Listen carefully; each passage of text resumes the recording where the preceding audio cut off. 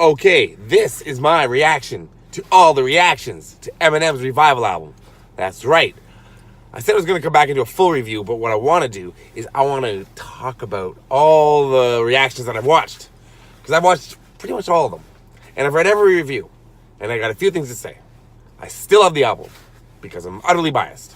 And yes, I'm in my car again because Eminem listens to music in his car after he records it. So, also I like the ambiance. So yes, I'm in my car again. I'm not wearing a cardigan. I'm wearing a .0, just like my hero. I am not a rapper. I am not a rapper. I know I'm not a rapper. Not a rapper. Not a rapper. So, there's been mixed reactions. A lot of people don't like the album. I respect the opinion not to like something. I do. However, I think a lot of the album, and I'm going to say it right now, I think a lot of the album went right over people's heads. Because I think it's a fantastic album. I think it has a lot to say. One thing I do have some criticisms. I'm not, I am utterly biased because I love Eminem. But I do have a few criticisms. However, I want to say that people that really got angry about this album, y'all got some, y'all? I'm from Canada. We don't say y'all. It just slipped into my lexicon. I don't know. I think there's something missing a little bit if you have a really, like, a lot of vitriol towards this album. Like, I mean, it's a good album. And I'll explain why. You see, anytime an artist gets really big, like really big, you want to tear your idols down. That's what people do. It's happened to every artist. Once you hit a certain level, like, of sales, especially if one album is like a huge multi-seller, it's hard to replicate that. But then your next few albums maybe won't sell as much. Maybe they'll taper off. They'll go down a bit. But everybody just wants to tear the idols down. They got to bring them back down to earth. And especially if that artist, well, all artists are going to get older, but when that artist get older, they got to say, oh, they've lost it, they fell off, the blah, blah, blah. It's happened to every artist. It's so typical. It's so annoying. So many artists get better as they get older. And I definitely feel this about Eminem. This album has got so many layers to it. It's got so many different types of songs, first of all. Yes, it does. It looks to me like it is trying to appeal to a big, broad audience, especially a pop audience, especially a live audience. Tour coming up. But what the hell was I saying? Right. Tearing your idols down. It's so typical of what people do. Okay, just because Eminem is gotten this big doesn't mean that you have to bring him back down. He can still be up there, and he is. If you want, okay, I'm not a big fan of mumble rap. I'm not a fan of a lot of newer hip hop. Well, that's not true. I like a lot of it, actually. But I like an album that makes me think. And this album comes at you left. Wait, I almost went left. Left, right. Oh my God. There's so many references that people are. I mean, how do you even keep up with someone like Eminem? Let me talk about some of the references on this album. So yeah, a lot of references were coming at me fast and furious. I had to Google them. Some of them, not all of them. There's like Rachel Dolezal, General Lee, Tommy Lynn Sells, Justin Ross Harris, Spoonie G, Schoolie D. There's a little trivia for you. What song did Eminem... Well, okay, I'll make it easier. Eminem sampled Schoolie D before. What song was it? What album was it on? Write in the comments. Oh yeah, subscribe if you like this so far. Ray Rice, Tommy Lynn Sells, Justin Ross Harris, Kellyanne Conway, Molly Ivanka, Melania, DJ T, Donald Trump. There's a lot. And you know what's actually, people are saying that, well, first of all, Remind Me is my favorite song on the album. Yeah, that's right. Remind Me is my favorite song on the album so far. It's just the poppiest. I love it. Said that he samples it in Berserk as well. No. I've read that in a few reviews. No. That he went back and used the same sample. No. He didn't. I Love Rock and Roll is not sampled in Berserk from what I can tell. I've listened to it a million times, Berserk. It's The Stroke by Billy Squier. He samples the Beastie Boys, samples himself from Without Me. So I don't know. I don't know what they're talking about. It's the first time he used that sample. But it's cool that he goes back, if he would to go back and use other samples, he don't give a fuck. So a younger crowd maybe is not going to get a lot of those references. There's a lot of references that are kind of obscure. It's going to go right over your head. And if you think, and if you're listening to it and it's making, the album makes you think a lot. And I don't think a lot of people put the time in. A lot of reviewers just listen to it once, or reactors just watch it once. You know, watch, you know, we're watching them. Watch, listen, sorry. You know what I mean. You gotta let it sink in, people. It's a piece of art. You gotta listen to it a lot to really appreciate it. I thought Framed, Offended, I wasn't into those songs at first, I gotta say. And then I started listening. Now I love them. Castle and the Rose, the last two songs of the album, those were the I started listening to those at the very beginning when I got the album last week. Then I stopped because I had other stuff to listen to on the album that I was concentrating on. Now I'm getting back into Castle and a Rose. A Rose? That's right. So, this album, it's 19 tracks. It takes a lot to digest. One thing that annoyed me today was the fact that Walk on Water, the video dropped. Why today? Why that song? Who's doing this rollout for this album? It's so bizarre. That song came out 5 weeks ago, and now we get a video for it when we've already got River playing on the radio. You've got Like Home, which I think is going to be another single. Walk on Water is kind of in the past now, already after 5 weeks. Why are you dropping that today? So this whole rollout of the album, let me talk about that for a minute, because this is a bit of a criticism. Sorry, I was getting a message. I had to swipe it away. I was into the whole rollout, how they did it at first. I love the whole, like, you know, it's a prescription medicine. That's really cool. Then it got all the rumors about when it's going to drop. And then it was just, is it ever going to happen? When's it going to happen? Then it finally did happen. It came out 10 minutes late. No video. Untouchable was the single that was put out. Well, not single, but the song that was put out off the album the week before. Why not put a River? And why not have a video for it? If that's going to be your lead single. That seems to be the lead single now, after Walk on Water. It's very confusing. Paul Rosenberg, Eminem, oh my God, let me help you with the next rollout, because I got a big idea. I know a great idea. Also have a great idea for what he should do for the next album. But he's a genius, not me. I'm just a bit of a genius. Anyways, getting back to tearing your idols down. There's a band from the 90s when I was growing up that I like called REM. And the lead singer of REM, Michael Stipe, said this about their album Up that came out in like 96. REM had already had this huge level of success with 2 albums in a row that just were huge, monumental albums when I was really little. Anyways, then they released this album Up, and critics savaged it. People didn't buy it. And he said, you know what?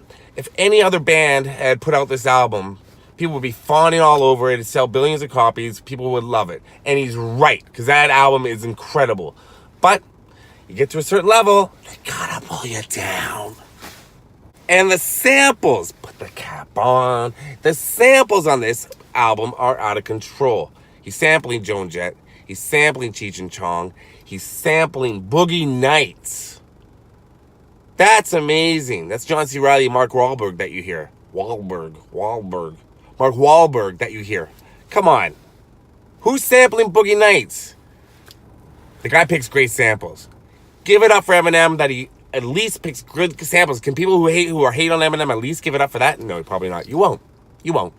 But he does.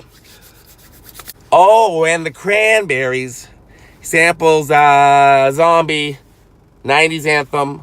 That's right. He samples it, but pretty much just sings over the song. Just took out Dolores, the lead singer, just took out her words, and that's it. And goes to town on it. And I love that song. And I don't mind that he's just singing over the song, basically. It's more than just a sample. It's pretty much just a remake. Oh, and Bette Midler. Come on. I talked about this in my review of Rava. He samples Bette Midler. Bette Midler. Check her out. What? It's definitely like, I would say from track 5, which is River. Remind Me, Like Home. Nowhere Fast. This is ear candy. This is total ear candy. These are pop singles. And that's great. That's what... M's known for that, too. I was a little... at first, I would kind of like a few more funny, little weird songs. Upbeat weird songs.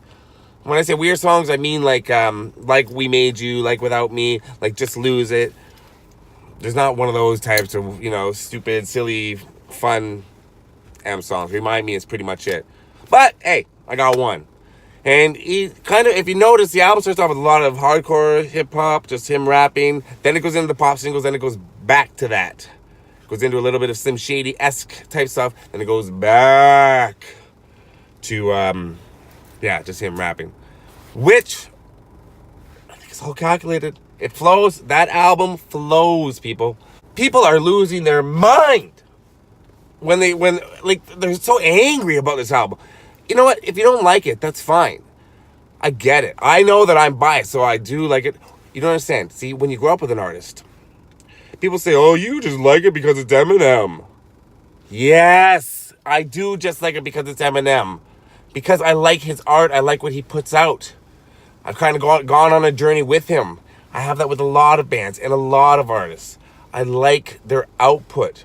I'm automatically going to like what they're doing because I like what's in their head. I like what's coming next. Even if it's a total, curveball. Yeah, I like it. There's nothing wrong with that. Oh, you stands. You're just gonna lose your minds. And people. Well, maybe I am a little bit losing my mind, but you don't. The thing is, if you're an Eminem fan or a hardcore fan of any artist, you become a fan of the person, of the artist, not necessarily the person, the artist. So you like their output. So you are automatically biased to like what they do. That doesn't mean that you're... What the hell am I trying to say? We're kind of on a different journey when we're listening to Eminem than other people are. We're not just listening to it once going, oh, it's trash, it's this, it's that. We're getting different things out of it. At least I am. I'm getting different things out of it. To me, it's definitely... He's not rapping about the same stuff he used to. He's doing that a little bit, but it's definitely a more adult album, and I'm an adult now. So growing up with Eminem, I love the whole Slim Shady stuff. I loved all the stuff, but I want to hear what he's talking about now. I'm not the same guy I was when I was 20. Nope. And Eminem's not the same either. When you get older, you think about different things. That's why a lot of the album is apologetic, and it's, touching on things that he used to make fun of. He has a different viewpoint. And, of course, the whole political thing.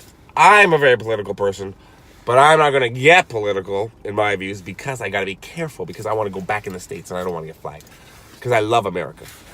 So, M gets very political on the album, and that obviously has angered a lot of people on the right, which, as we know by the cipher, he has no problem with doing. Again, where was I going with that? He obviously doesn't need the sales. He obviously didn't mind alienating some of his fan base. But if you like the music, I don't think it should matter what you think of the person's politics. Does it really matter? Maybe it does to you. I guess if there's an artist I liked and they all suddenly came out with extreme views, I might have a problem with that. So I can understand why people who are on the right, Trump supporters, maybe won't buy the album, maybe are against Eminem now. Hey man, tweet your own. Chacun son goût. By the way, my favorite Eminem album is Relapse. That's right, Relapse. I don't think any Eminem fan really says that. I don't think even Eminem likes Relapse anymore, but I do. So I'm just saying that. That's just an aside. I'm weird. I like Marshall Mathers LP. I like Marshall Mathers LP too. I like Recovery. I like Encore. I like the Eminem Show. But my favorite album, I think, is when Medicine Ball starts on Relapse, and those last 6-7 songs. Come on, that album is fire. Love it. Yep, that's my reactions. You guys all gotta calm the F down. Chill out. It's just an album. Oh yeah, this guy DJ Academics. I watched that reaction when he's talking to DJ Woo Kid, who works for Eminem, and he's calling the album trash to him, talking about his boss. Dude, have some respect. Just say that you don't like the album, maybe it's not for you, blah blah blah. Don't say it's trash. This is a guy that put 4 years of work into this album, and you're calling, Eminem did. You're saying it's trash to the guy that works for Eminem? That's just lame. And the album's not trash. There's lots of good parts to it. Even if you're just a mild rap or hip hop fan, you don't have to get so hardcore and say it's trash. But so many people say it's trash. It's not trash. So DJ Academics, I don't know who you are, but Done. I don't want to hear you again. So, yeah. And who are the other reactors that I watched? Well, I watched, like I said, pretty much all of them. And I read every review that's come out. A lot of people love the album, and a lot of people who aren't real big hip-hop fans. I played Remind Me at a staff Christmas party the other day for about 45 people, and the joint was jumping. People love that song because it is off the hook. Do people still say that? Off the hook? Well, it was off the cheesy. Yeah, it's really good. So anyways, that's my reaction to all the reactions. I think you all got to calm down and maybe give the album another chance. Listen to put it in your car. Listen to it loud and actually listen to what I'm saying on it. Listen to the lyrics. Nobody's going to beat his flow. I love the beats. I love the melody. There's a couple songs that I'm not, I maybe have skipped past. I'm not going to lie. I'm not going to tell you what they are, though. I really think everybody's got to listen to it in a car with a good sound system and just bump to it. All right? Give it another chance if you don't like it. Listen to it. And if you don't like the album, you can just say in the comments below, no, I disagree with you. Don't get mean. All right, anyways, that's it. I'm out. If you're not an innie, then I'm outie. Peace. Oh, yeah, I've got more videos coming, so subscribe. And in case you're wondering why I'm always squinting, I don't know why. I have contacts in and they hurt my eyes. So I'm always squinting. And yes, that's mouthwash behind me. Why? Because I always got fresh breath. Calm. Get some. All right, bye. Subscribe.